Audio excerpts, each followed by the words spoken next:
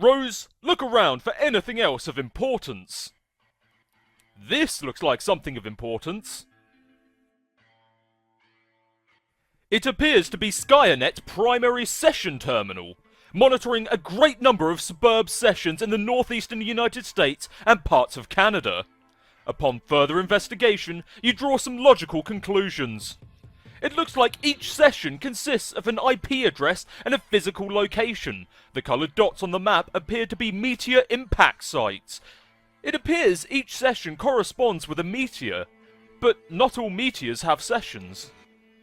The colour of the dot appears to indicate the status of the meteor's descent. The red dots indicate meteors that have already landed. Yellow dots are imminent collisions. Green will impact later and blue will take the longest to touch down. You use the panel to centre in on your present location and zoom in. Surrounding the lab area, of course, are hundreds of smaller meteors that have been raining down steadily throughout the evening. Most of these meteorites have either landed already or will shortly. Centred over the lab is a significantly larger imminent collision. You can't say precisely how imminent, but you could certainly take an educated stab at it. Just southwest of the lab, centred suspiciously near the location of your house, is an even larger looming collision, though this one appears to be slightly less imminent. The terminal looks like it can monitor any meteor or session around the world. Search filters can be applied as well, restricting results based on size, time of impact, location, and so on. You zoom way out and narrow the search based on size. The two at the top of the list appear to be the biggest by far. You examine only their coordinates. The second biggest is centered over a US city. The biggest by a landslide is, luckily for the Earth you suppose, way out in the middle of the Pacific Ocean. Rose, turn on your laptop and check on John. You plug the laptop into the hub again and turn it on. It is now powered and connected to the wireless signal the hub is broadcasting. Your suburb session reconnects. No sign of John here. You wonder why the house is shaking. Last time you saw him, he was on one of the roof platforms. You will have to navigate via the suburb interface to find him.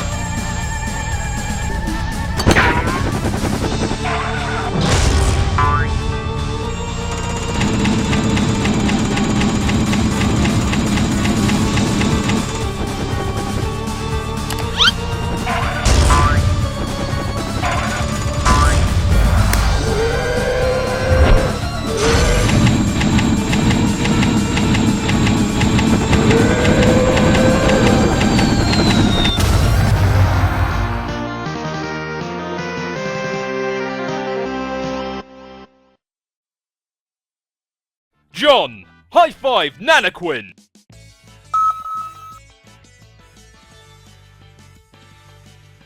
Good work, John. Oh hey, you're back! For now. I'll have to leave again shortly. It looks like there's another large meteor headed for my present location. Oh, so you mean Dave connected with you? Not yet. I'll explain later. But I think I've determined that activating the timer in your game is not directly responsible for summoning a meteor to your location. The countdown seems merely to exist as a kind of warning to the player, as well as a strange coincidence. Okay. I don't really think I get it. Is this relevant? Probably not at the moment, and certainly not to you. I have to go. Okay, later. P.S. Try not to waste too much of that grist while I'm gone. John, climb up the esche ladder! You rocket up the escalator to the dizzying heights of the vaunted Boy Skylark rung. Your new feather is hard-earned and well-deserved. And alarmingly fashionable. John, collect the fat loot. You and your ceramic pork hollow rejoice in the mound of wealth yielded from your meteoric ascent up the ladder. You are still not sure what all these boon dollars can actually get you, but when pulling in such insane loot hand over fist like this, who cares? Not you. Now, pick up as much grist as you can hold. Your expanded cash limit is more than enough to accommodate the grist windfall. You gather up 2,260 pieces of build grist, 10,040 pieces of shale, 490 drops of tar, and 350 drops of mercury. You can't wait to find out what amazing items this new supply of grist will be just barely insufficient to produce. Oh god, there's grist littered down there too. Those stupid ogres were like huge grist pinatas. One of those big sour grape electric holocaust fruit gushers is jammed in the hole in the platform. You guess there's only one way to get it. John, don't forget your book. It is your birthright. You ought to give it a read when you have a moment, particularly the first several pages. Okay, Nana, I will. Hey, Nana? Yes, dear? Since I'm trying to get up to that gate, and since you can sort of conjure floating beds and throw me around and all, couldn't you just throw me up to the gate? Yes, of course, John. But that would not serve your purpose well. There is a very good reason why you should build up to it, and then keep building. Oh, okay, I guess that's what I figured. So, just one more thing. Do you think that instead of telling me exactly why that is, with a clear explanation, you can give me a series of really coy riddles about it, and then sort of giggle? John, you are a very fresh young man. Your father has done such a wonderful job raising you. I am so proud of you both. Haha, I guess. When you pass through the first gate, everything will change. You will find the place where the constellations dance beneath the clouds, and then your true work may begin. Woo-hoo-hoo! I suddenly understand everything! Elsewhere, we find a place where a kingdom lies entrenched beyond an impenetrable veil of darkness.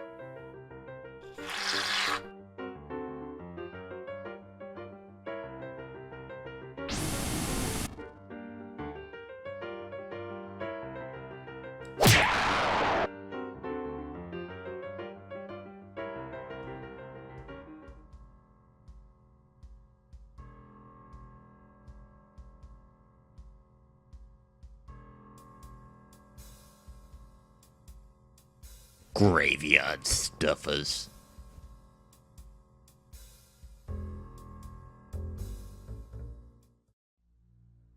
You are now the Peregrine Mendicant. You are flying westward in your peculiar mobile station. You have no sense of your bearings presently. The door is blocked by a metal column which extended through the entry shaft before liftoff. What will you do? It is suggested that you check the mail. This message to Dr. Brinner looks pretty serious. Now it's suggested that you open the envelope. Never! This mail is sacred, and sacred is the trust between the postman and the recipients of his precious parcels. You have made a solemn pledge to deliver this letter to the doctor, just as soon as you determine where this address is, or find any sort of discernible mailing address in this wasteland for that matter. The mail is freedom. The mail is life. The mail is the very fabric of civilization. Wait. Hold that thought for one moment.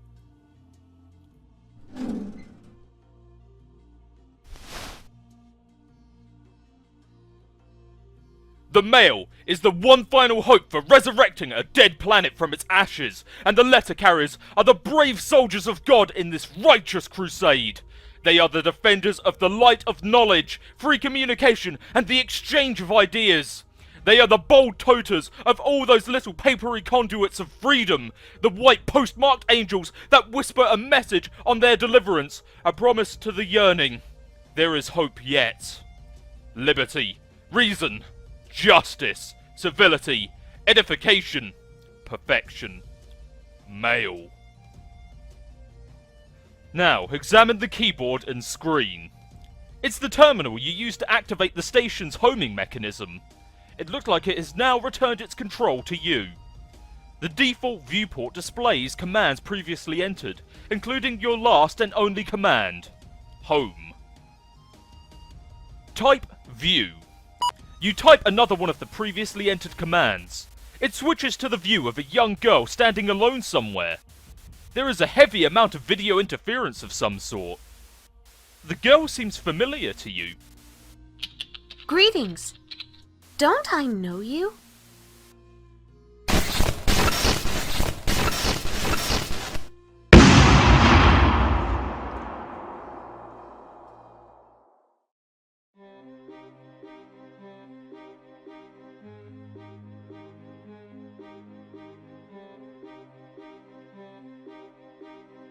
Rose refused to acknowledge the absurd tea set.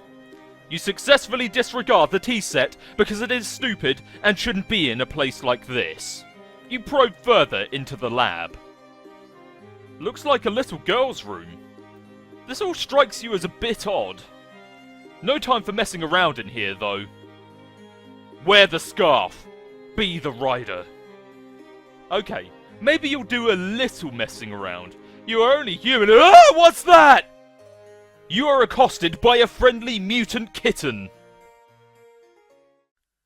Now, John, resist great urge to take the wedge shale. You know you should grab this thing, but you are suddenly feeling apprehensive about entering your father's room.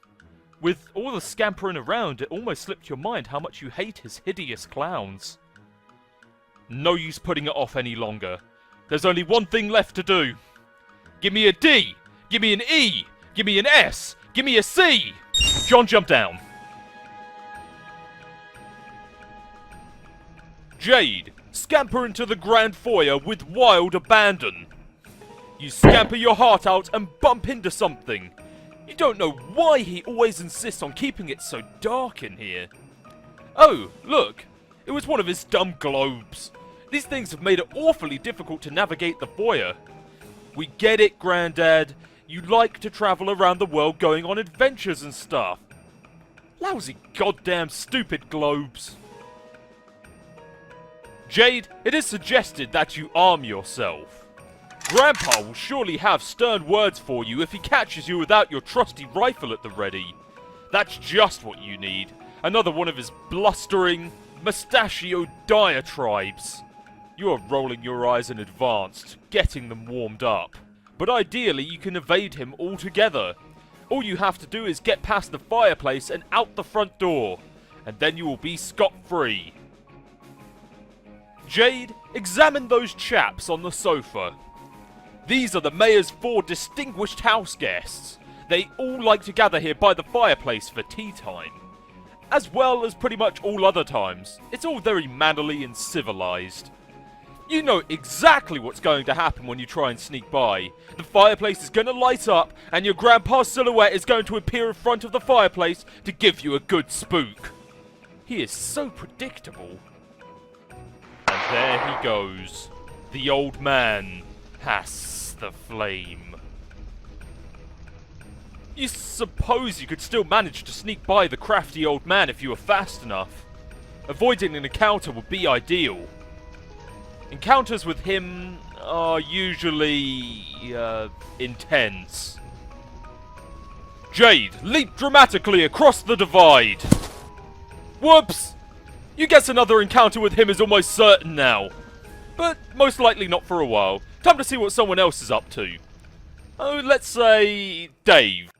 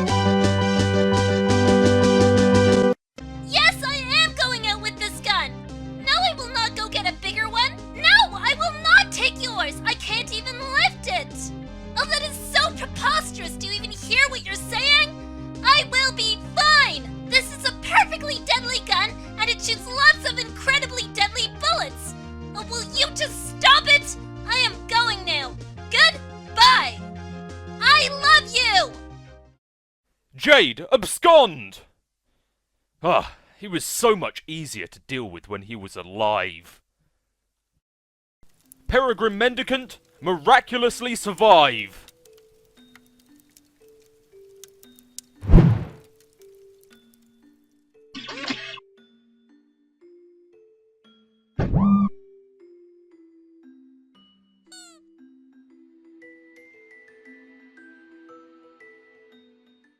Rose, it is suggested that you refuse to acknowledge the absurd kitten.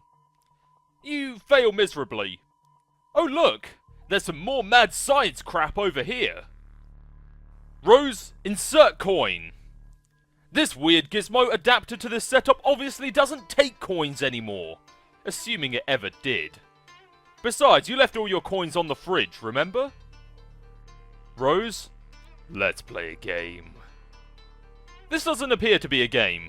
It appears to be an appearifier. Now screw around with the appearifier. You mess with the controls and... Hey! Jaspers is alive! Or at least he was in the past. According to the timestamp, this was almost 9 years ago. You tried to move the crosshairs with the joystick, but it seems to be permanently locked onto a specific target. You might be able to unlock it, but you clearly don't have much time to horse around with this thing. You zoom out. It looks like you and Jaspers were having another one of your sessions. You weren't making a lot of progress though, because Jaspers was no doubt being characteristically recalcitrant. You possibly jotted this phrase down in your pad. It's hard to remember though. Wait. Could this be that day? Rose, cause time paradox. You attempt to appearify Jaspers. This would surely cause a time paradox, because you can plainly see that he has not told you his secret yet. But it seems the machine has a safety mechanism to prevent such irresponsible appearification practices. The paradox ghost imprint of Jaspers appearifies instead, and quickly settles into a mound of sludge. The machine beside it sucks up the paradox sludge and begins some kind of automated procedure. It seems whatever sort of primordial biochemical properties the sludge possesses is being evaluated by the device. The device generates a fetal paradox clone of Jaspers. The wretched creature exhibits a number of unfortunate mutations though. The good news is that it will be mercifully unestablished along with this facility shortly. This is also the bad news. Whoever was operating this machine in the past may have been making unsuccessful attempts to perfect the science of ectobiology. Rose, it is suggested that you have a flashback. There is no need for a flashback. Conveniently, you can watch what happened right here on the monitor. You roll the clock forward a few seconds. Jaspers reveals his stunning secret to you in a strict confidence. Before you could ask him to clarify, he vanished into thin air. You now believe you understand why. However, you are not the one to appearify him from this moment. Your hand was nowhere near the controls just now. A couple weeks after he vanished, his body just washed up along the riverbank. His suit was a mess. Your mother fitted him with a new one just before the absurd funeral service she insisted upon. Trace Jasper's whereabouts on the machine. You roll the clock forward to a week after he vanished. It seems there are no accessible feed tracing his whereabouts during that time frame. You fast forward another week. There he is, just as you found him.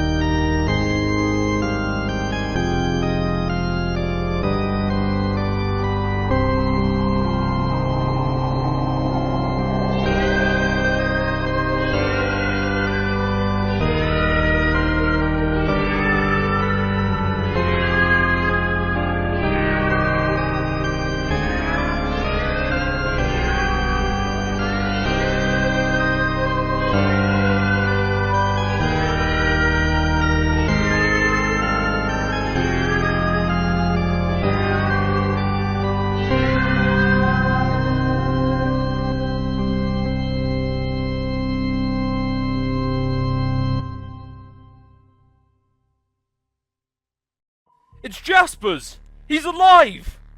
Well, okay, he's still dead, but his body is intact. Turns out, it wasn't some kind of disintegratificator, like you thought. It's more like an escapalyzer. Rose, and purify Jasper's immediately. Good thing you finally got all this sorted out. You only have 10 seconds to spare. Time to stash the dead cat and Amscray. Rose, stop fooling around and transportalize out of there!